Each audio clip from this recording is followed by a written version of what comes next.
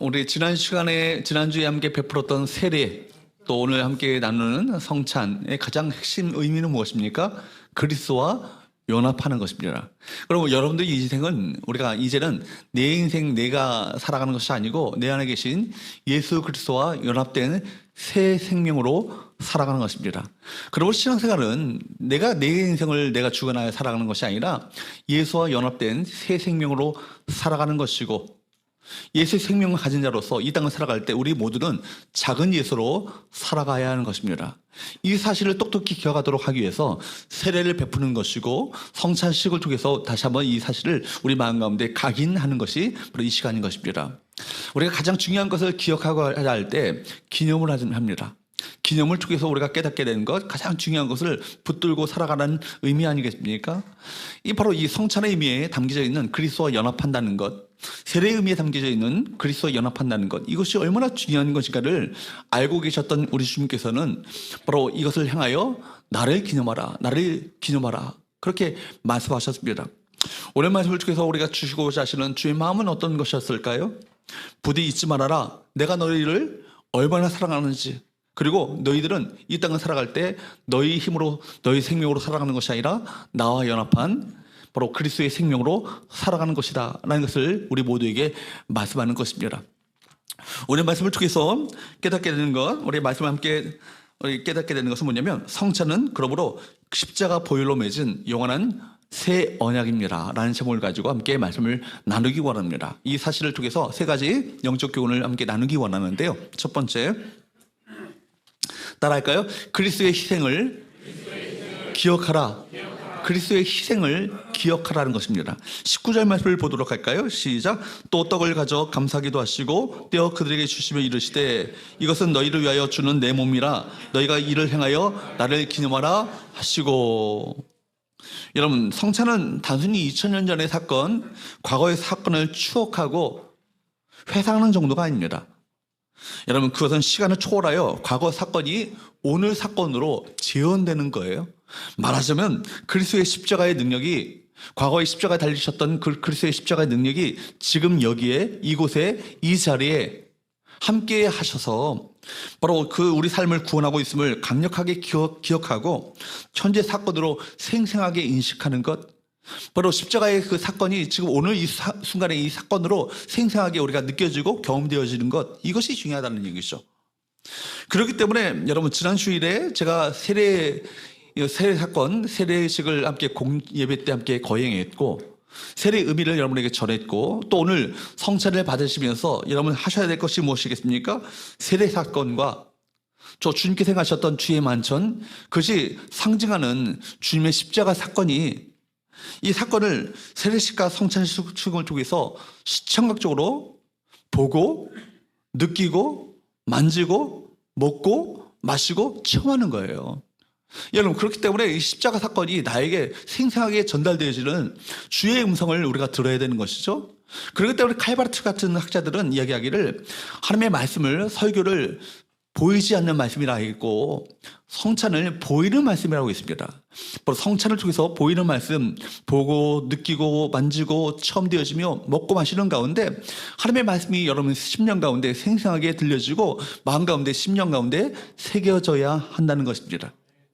여러분, 그러므로 십자가 위에서 너희를 위하여 찢기신 이 살과 피, 또 그 사랑과 은혜를 결코 망각하지 말라, 잊지 말라, 결단코 잊지 말라 말씀하시는 하나님의 음성이 우리 모두에게 들려줘야 하는 것이죠.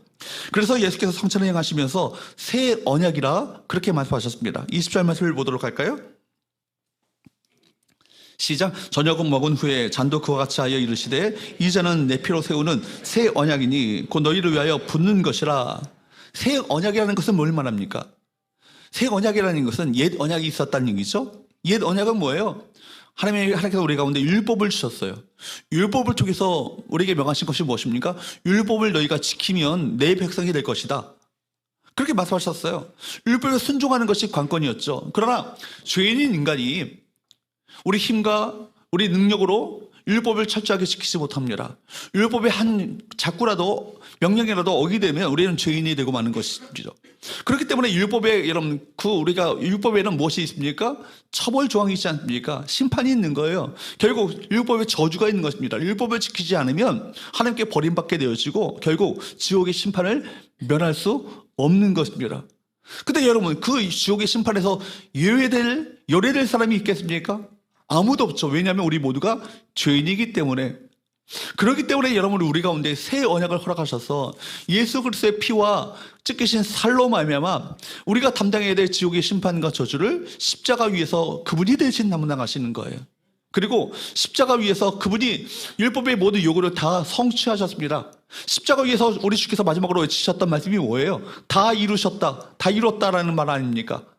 테텔레스타이, 율법의 모든 요구와 율법의 모든 조항들을 다 성취하시고 이루셨다는 얘기입니다. 그렇기 때문에 십자가 위에서 그리스도의 의가, 그리스도 십자가의 그 은혜를 믿는 자들에게 십자가의 그 의가 우리 가운데 주어지게 되는 거예요. 이것이 이제는 십자가의 의가 우리 가운데 주어지게 되어지고 십자가 의로 말미암아 우리가 의인 되어지며 하나님과의 새로운 언약 관계 가운데 들어가게 되는 건 아니겠습니까? 이것이 바로 새 언약이죠. 이 새 언약을 우리 가운데 각인시키고 새 언약 가운데 초청된 존재임을 우리 모두에게 다시금 우리에게 확신케 하는 것이 바로 이 뭐예요? 이 성찬이에요. 이것이 새 언약의 초대인 것이죠. 예수께서 잔을 드시며 이렇게 말씀하셨습니다. 이 잔은 내 피로 세우는 새 언약이니 이를 행하여 이것은 곧 너희를 위하여 붓는 것이라.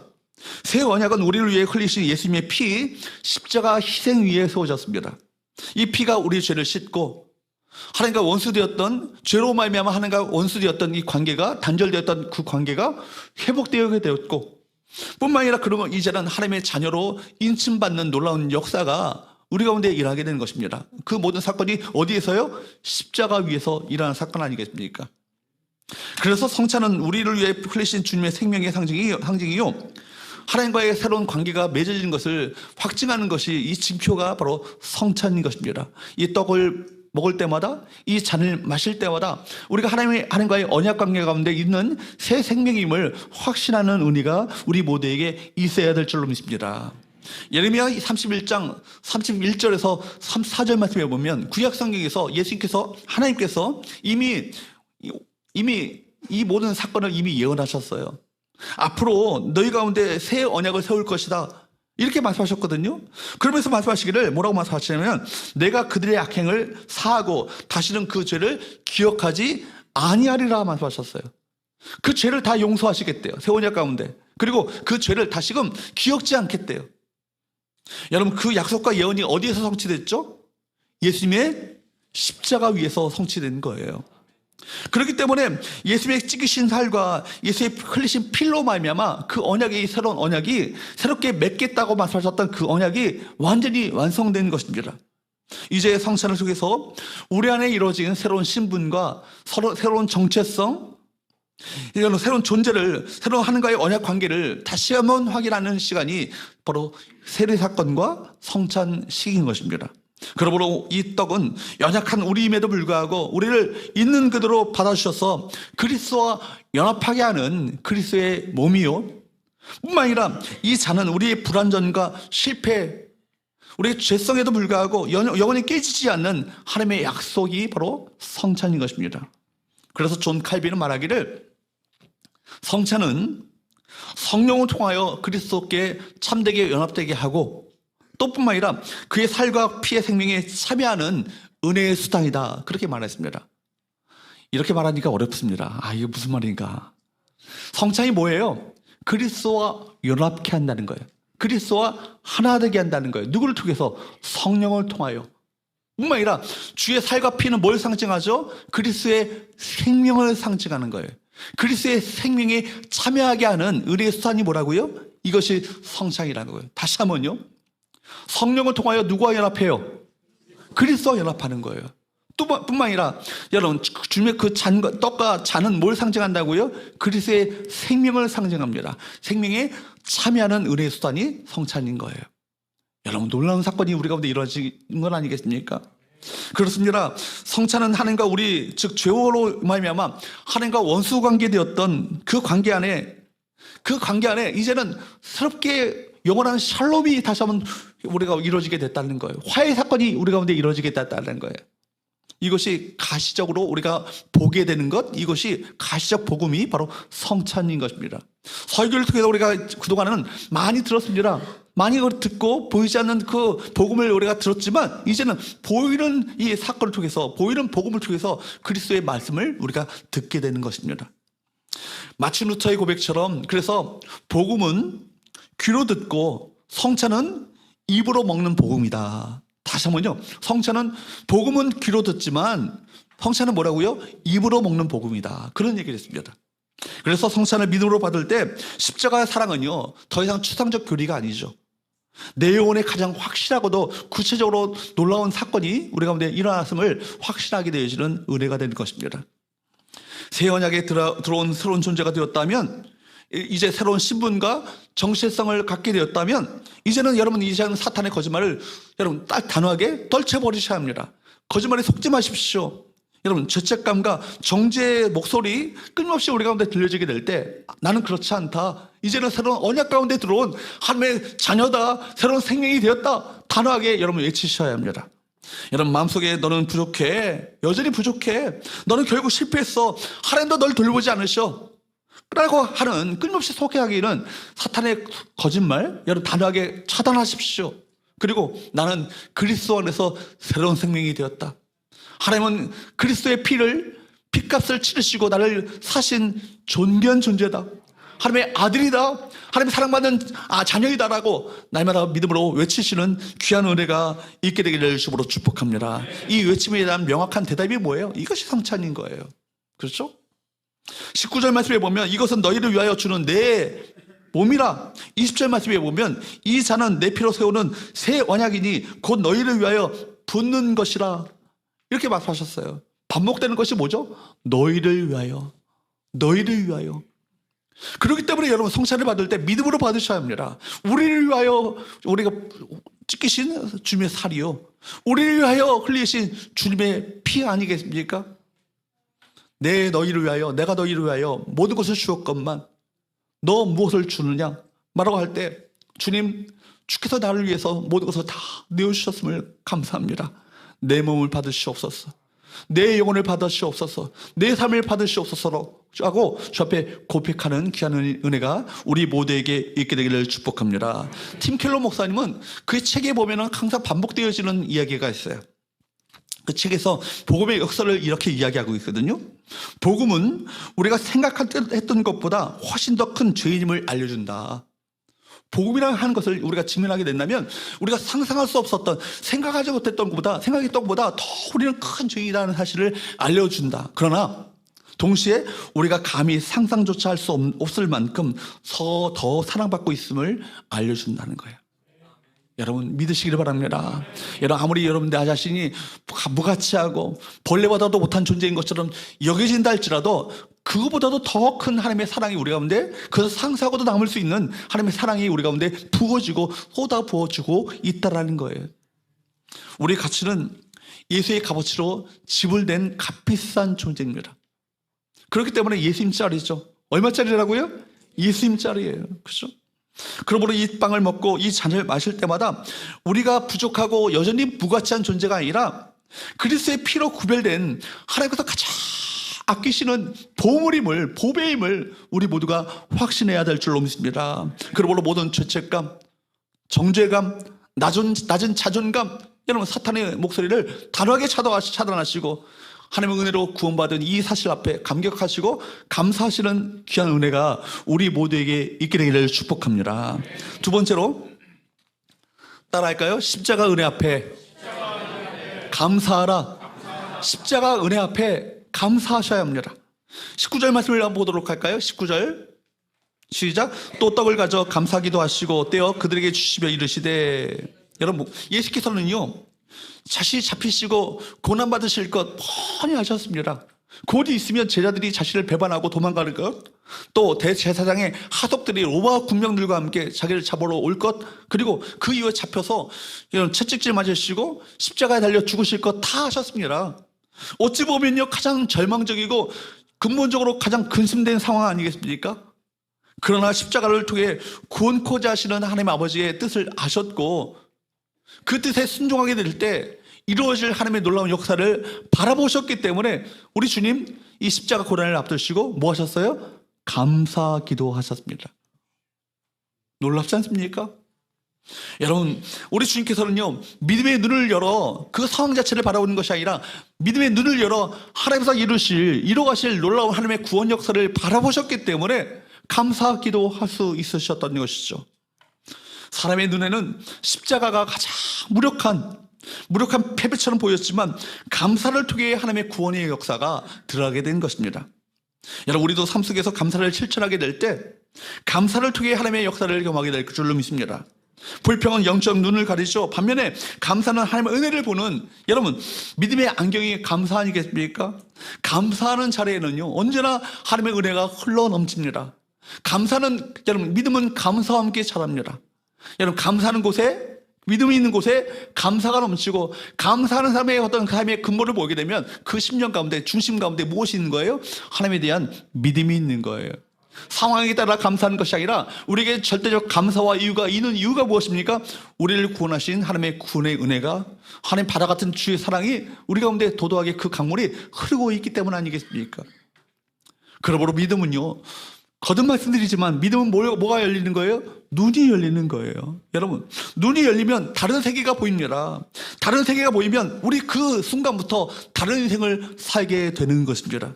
지금 비록 어렵지만 이것이 전부라는 것, 전부가 아니라는 것 알죠? 로마서 8장 28절 말씀처럼 합력하여 선을 이루실 하나님, 그 하나님의 선하신 역사를 기대하고 그것을 신뢰하며 믿고 의지하게 될 때 비록 현실의 상황이 이해되지 않고 어떻게 보면 누가 봐도 낙심하고 근심할 수밖에 없는 상황이랄지라도 그걸 통해서, 이 일을 통해서 이루실 하나님의 구원 역사를 기대하고 신뢰하기 때문에 감사할 수 있게 되는 것 아니겠어요? 우리 예수님 그러셨잖아요. 십자가 고난이 어떻게 보면 누가 봐도 근심이고 누가 봐도 절망이 아닙니까? 그러나 이 일을 통해서 합력하여 선을 이루실 하나님의 구원 역사가 이것을 통해서 나타나게 되는 거예요. 그걸 아셨기 때문에 감사할 수 있으셨던 것이죠. 여러분, 우리에게 삶 가운데 이런 믿음의 태도가 있어야 될 줄로 믿습니다. 당장에 먹을 것이 없어도 까마귀를 통해서 여러분 먹이셨던 하나님을 그 신뢰하게 될 때 우리가 그 모든 이 인생의 고비를 넘길 수 있는 것이죠. 어려울 때 왜 불평합니까? 하나님이 보이지 않기 때문에 그래요. 그 상황 속에 하나님이 계시지 않는 것처럼 느껴지니까 원망하고 불평하게 되는 것 아니겠습니까? 선하다고 말씀하시는 그 하나님이 도대체 어디 계신가? 그러나 우리 믿음의 눈이 열리면 지금 이곳에 실제하시고 실존하시며 현존하시며 임재하시는 하나님이 느껴지고 보이기 시작하는 거예요.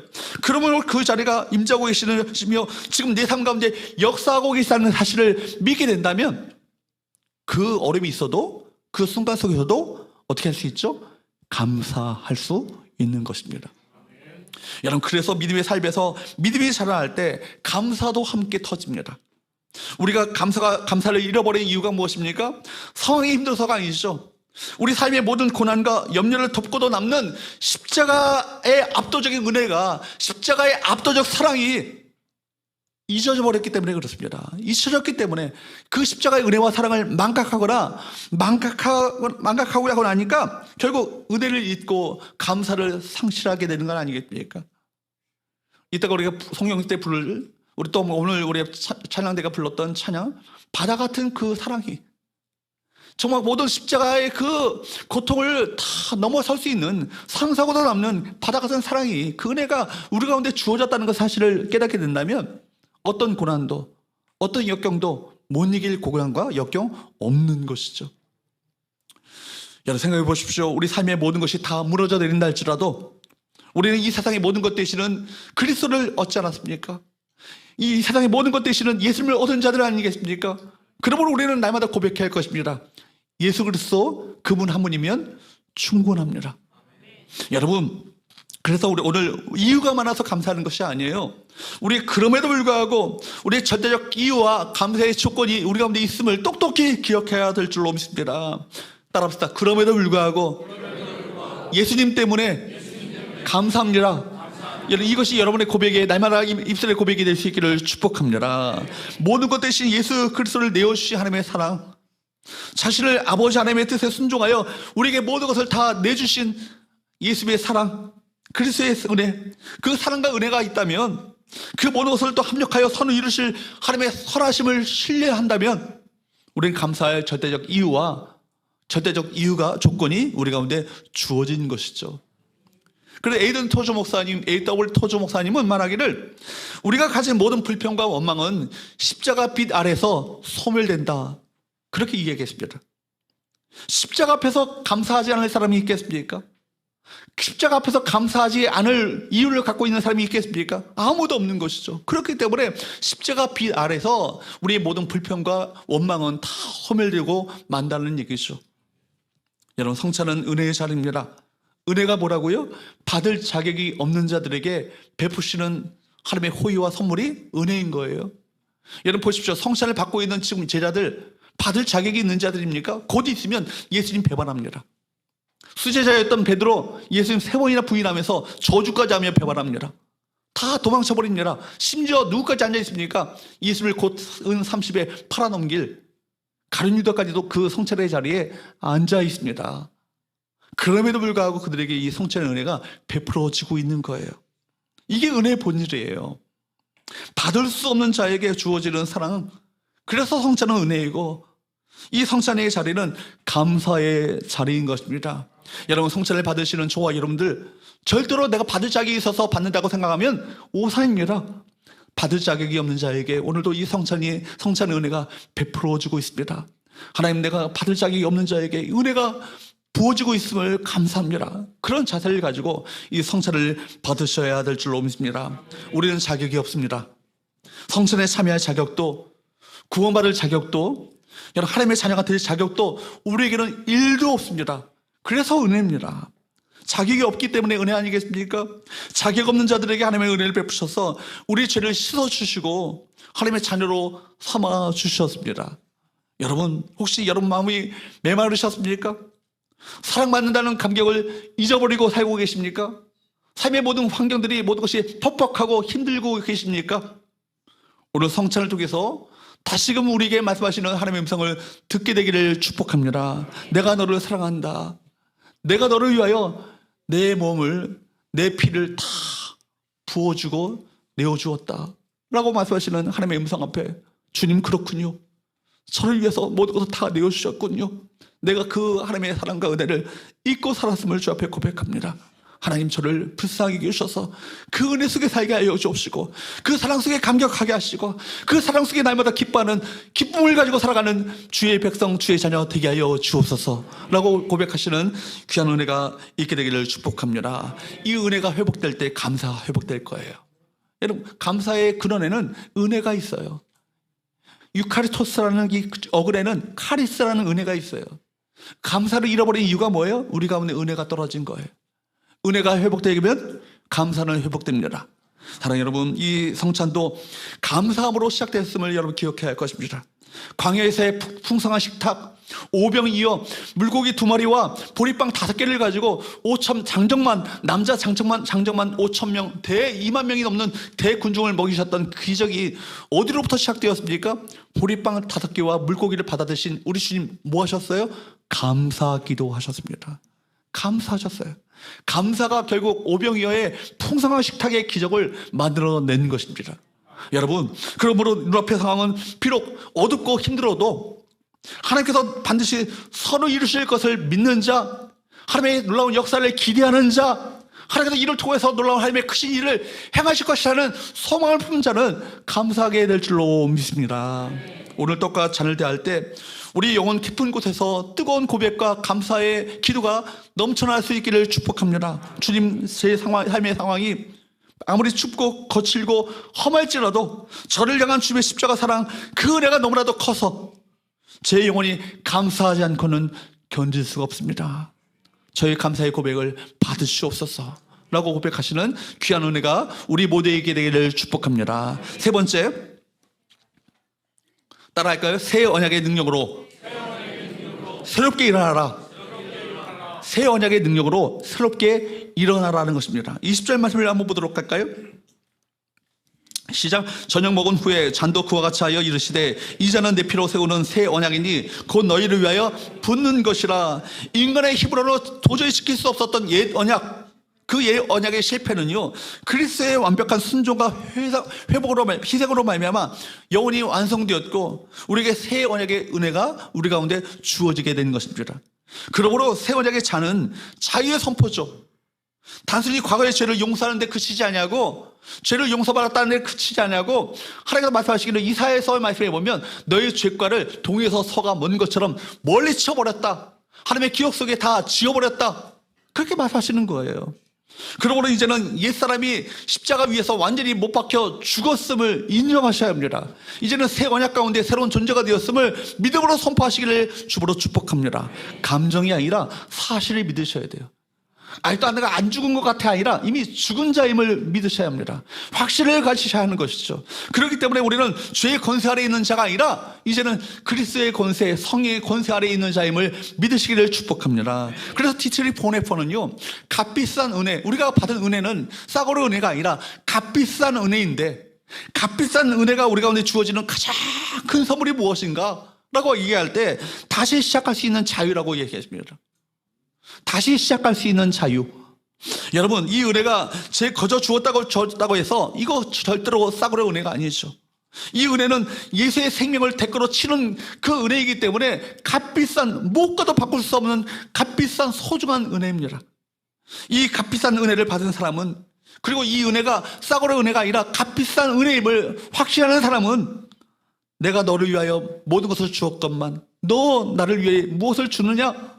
라고 우리에게 물으실 때, 주님, 몸밖에 드릴 것 없어서 이 몸 바칩니다, 내 전부를 주 앞에 드립니다 라는 고백을 가지고 주 앞에 나가게 되는 것이죠. 그리고 하나님을 향한 새로운 순종과 거룩한 삶을 살도록 만드는 그 근본의 원동력이 뭐예요? 값비싼 은혜를 절감하고 체험한 자들에게 이 힘이 우리 가운데 주어지게 되는 거예요. 그렇습니다. 값비싼 은혜는 죄를 용납하지 않고 우리에게 순종과 제자도의 삶을 살도록 우리를 이끕니다. 이 은혜는 우리에게 과거의 실패, 죄의 권세에 얽매이지 않고 새로운 삶을 살 수 있는 새로운 놀라운 자유를, 그 힘을 우리 가운데 베풀어 주는 것입니다. 너는 이제 자유하다. 여전히 나의 사랑받는 자녀다. 다시는 넘어지지 말고 새 언약의 능력으로 새로운 삶을 살아가라 말씀하시는 하나님의 음성을 우리 모두가 들을 수 있어야 할 것입니다. 이 성찬은 그렇기 때문에 낙심한 영혼을 다시 일으켜 세우는 부활의 식탁이 있는 곳이에 우리를 그리스도의 몸으로 연합시키는 놀라운 생명의 징표가 되어지는 것입니다. 여러분, 이 연합을 통해서 우리 그리스도의 생명을 공급받고 이 세상 가운데 우리는 이제는 작은 예수로 살아가게 되는 거예요. 어떤 예수라고요? 작은 예수. 여러분, 그렇므로 우리에게 두 가지 사명을, 새 언약의 백성으로서 이제는 두 가지 사명을 부여받게 됩니다. 첫 번째는 화해의 사명자예요. 따라할까요? 화해의 사명자. 하나님께 받은 용서가 얼마나 크고 놀라운지를, 엄청난지를 깨닫는다면 우리는 듣게 될 것입니다. 네가 받은 용서의 크기만큼 세상에 끼어진 관계를 회복하는 통로가 되라 라고 말씀하시는 하나님의 음성을 듣게 될 것입니다. 고린도후서 5장 18절 19절 말씀을 한번 보면 이렇게 말씀하고 있습니다. 읽어보도록 할까요? 시작. 이 모든 것이 하나님께로서 났으며 그가 그리스도로 말미암아 우리를 자기와 화목하게 하시고 또 우리에게 화목하게 하는 직분을 주셨으니 곧 하나님께서 그리스도 안에 계시사 세상을 자기와 화목하게 하시며 그들의 죄를 그들에게 돌리지 아니하시고 화목하게 하는 말씀을 우리에게 부탁하셨느니라. 화목이란 말 오역이죠. 화해입니다. 화해. 그저 화목하게 되는 정도가 아니고 화해, 원수된 관계가 화해된 것을 의미하는 거예요. 리콘사일, 화해시키다는 얘기입니다. 그러니까 여러분, 우리 이 잔을 마신다는 것은 내 안에 용서할 수 없는 미움, 분노를 내려놓고 주님의 마음을 품겠다는 결단 아니겠습니까? 우리가 어떤 자입니까? 1만 달란트를 빚진 그 빚을 탕감받은 존재 아니에요? 근데 내가 여전히 붙들고 있는 이 100달러를 빚진 자를 용서하지 못한다면 여러분, 바로 그 복음서의 그 바로 파렴치한 폐역한 주인공이 되고 말 것입니다. 여러분, 우리는 용서받았습니다. 용서받았기 때문에 용서해야 합니다. 용서할 수 있는 능력이 그 은혜가 우리 가운데 주어진 것 아니겠습니까? 우리가 하나님께 받은 용서의 원천적인 능력을 힘입어 관계 속에서 굳게 다친 마음을 활짝 여시고 용서의 관계로 들어가시는 저와 여러분 되시기를 축복합니다. 뿐만 아니라 우리 가정과 직장과 교회 공동체 안에 갈등과 분열이 있습니까? 새 언약의 백성은 분열을 조장하는 사람이 아니라 용서하고 포용하며 여러분 십자가 아래서 화평을 씹는 피스메이커의 삶을 살아가야 하는 거예요. 여러분, 끼워진 관계, 이 나라, 이 사회가 얼마나 도처에 끼워지고 분열된 이 갈등 속에 살아가고 있습니까? 이 갈등을 조정하는 자가 아니라 분열을 화해하고 하나 되게 하는 피스메이커의 삶을 살아가시는 저와 여러분 되시기를 주로 축복합니다. 두 번째로 따라할까요? 복음의 증인. 복음의 증인. 두 번째, 우리가 새 언약 가운데 들어온 우리 모두에게 주어지는 두 번째 사명은 무엇입니까? 복음의 증인입니다. 고린도전서 11장 26절 말씀은 성찬의 본질적인 목적을 우리에게 이렇게 선언하고 있습니다. 11장 26절 말씀을 보도록 합니다. 시작. 너희가 이 떡을 먹으며 이 잔을 마실 때마다 주의 죽으심을 그가 오실 때까지 전하는 것이니라. 주의 죽으심, 십자가 복음을 언제까지요? 주가 다시 오실 때까지. 그죠? 그날까지 우리가 증거해야 될 종말론적 공동체가 교회 아니겠습니까? 여러분, 성찬은 과거의 어떤 사건을 기억하는 것에 넘어서서 미래의 재림 소망을 품고 오늘 하루를, 오늘 이 날을 사명으로 살아가는 것입니다. 우리가 이 땅을 살아갈 때 주님 다시 오실 때까지 이 성찬의 메시지, 십자가 복음을, 그리스도의 십자가 복음을 증거하는 사명을 감당해야 할 것입니다. 거룩한 식탁에서 우리는 새로운 언약적 존재가 되었고 이제 주님께로부터 성찬을 통해 화해의 사명자로서 또한 종말론적 복음의 증인으로서의 사명을 우리가 부여받았습니다.